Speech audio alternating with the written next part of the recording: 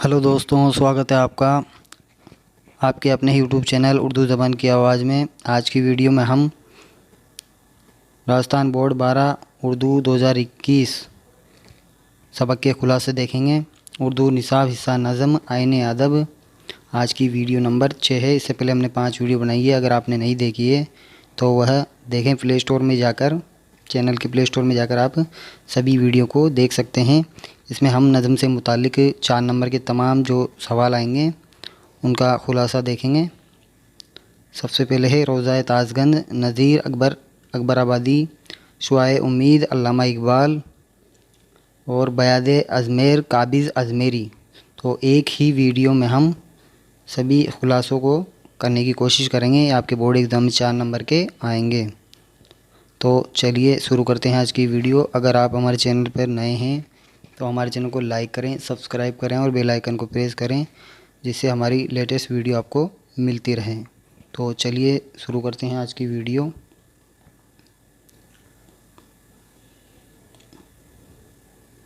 सबसे पहले है मरसिया गालिब, उसके बाद दूसरा है रोज़ा ताज़गंज, जदीद तरक्यात, शाह उम्मीद और बेयादी अजमेर। इसमें आपके है जो मिर्ज़ा गालिब है, इसको आपके सिलेबस में नहीं है। जदीद तरक्यात ये भी आपके नहीं है। बस आपके ये है बेयादी अजमेरी है, शाह उम्मीद है और रोज़ा ताज़गंज है। इन 3 नज़मों का हम खुलासा देखेंगे। तो चलिए शुरू करते हैं आज की वीडियो। नज़्म रोज़ा ताज़गंज का खुलासा। रोज़ा का मतलब होता है मकबरा, ताज़गंज का मतलब होता है ताज महल। तो हम रोज़ा ताज़गंज का खुलासा देखेंगे। इनके जो लेखक है, मुसन्निफ़ है नज़ीर अकबराबादी। तो शुरू करते हैं। ये नज़्म नज़ीर अकबराबादी ने लिखी है और रोज़ा ताज़गंज से उनकी मुराद ताजमहल से है। इन्होंने अपने ही जाने पहचाने अंदाज में ये नज़्म खमसा, जिसके बंद में 5 मिसरे हों, की शक्ल में लिखा है। ख़यालात को पेश करने का अंदाज़ फितरी है। मतलब जो भी ये अंदाज़ पेश करते हैं, अपने ख़यालात जज्बात, वो जो मन में आता है वही लिख देते हैं। नज़ीर ने लफ्ज़ों के इंतखाब पे ख़ास मेहनत नहीं की, वह सोचते गए और लिखते गए। इन्होंने भी दूसरे शायरों की तरह ताजमहल की तारीफ़ लिखी है, मगर कई मुकामात पर लफ्ज़ों का इस्तेमाल कुछ इस तरह किया है कि अजीब अजीब सा लगता है। जैसे है पत्थर, मीनारें, गुंबद, जाली, कंगूरे, फंवारे, चौक, बाग वगैरह की तारीफ़ की है। पत्थरों पे की हुई नक्काशी की भी इन्होंने तारीफ़ की है। अगर चाहे ये नज़्म कोई बुलंद मेयार की नज़्म नहीं है, मतलब ऊंचा मर्तबा नहीं रखती है, लेकिन चूँकि नज़ीर अवाम के साथ उठने बैठने वाले शायर थे, इसलिए उन्होंने अवामी ज़हनियत को पेश नज़र रखकर ये नज़म लिखी। इस लिहाज से इस नज़म रोज़े ताज़गंज को मुनासिब नज़म ही कहा जाएगा। इन्होंने बहुत ही अच्छी तरीके से इस नज़म को पेश किया है नज़ीर अकबराबादी ने। इसमें इन्होंने पत्थर, मीनारों की तारीफ़ की है। अगला खुलासा देखते हैं हम। शाह उम्मीद, इसके जो लेखक मुसन्निफ़ है, इकबाल की नज़म है शाह उम्मीद। शाह उम्मीद का मतलब होता है उम्मीद की किरण। इकबाल की नज़म शाह उम्मीद में सूरज और इसकी शौक किरणों की गफ्तगू मतलब होता है बातचीत की बुनियाद पर कायम है। किरण कहती है, मैं हिंदुस्तान की मिट्टी को जब तक रोशन ना करूँगी चैन से ना बैठूँगी। जबकि सूरज अपनी किरणों से कहता है कि तुमको दुनिया में कहीं भी आराम नहीं है, तुम वापस मेरी गोद में आ जाओ। सूरज कहता है किरणों से।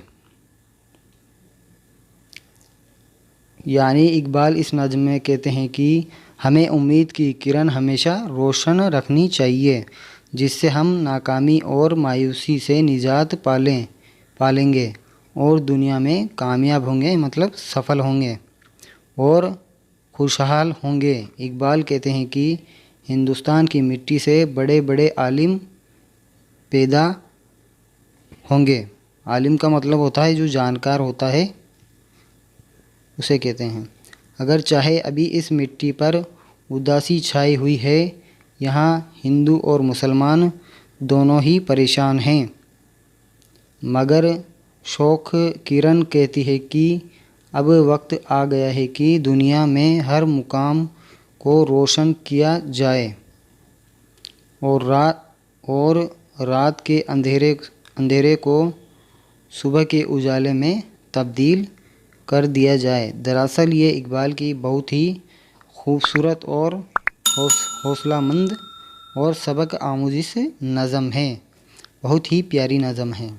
इन्होंने सूरज और किरणों की गुफ्तगू को बहुत ही अच्छे अंदाज में पेश किया है। अगली है नज़्म ब्यादे अज़मेर। ब्यादे अज़मेर क्या होता है? पैदाइशी वतन, मतलब जहाँ पैदा हुए। बेदारी अजमेर। काबिल अजमेरी ने यह नज़्म अपने पैदाइशी वतन अजमेर की याद में लिखी है। जब बादल छाता है, किसी का पैगाम आता है, मतलब बुलावा आता है, खूबसूरत नज़ारे देखता हूँ, नगमे और सुरीली आवाज़ें सुनता हूँ, मुझे अपने वतन की याद आती है। रात की खामोशी में, चाँद की चांदनी में, मुझे अपने वतन की याद आती है। वहाँ के दोस्त यार याद आते हैं, ख्वाजा का दरबार, कव्वाली की महफ़िल, दरगाह के नज़ारे याद आते हैं। किसको याद आते हैं? ब्यादी अज़मेरी को, जो उन्होंने लिखा है पैदाइशी वतन अजमेर के लिए खूबसूरत अंदाज पेश किया है।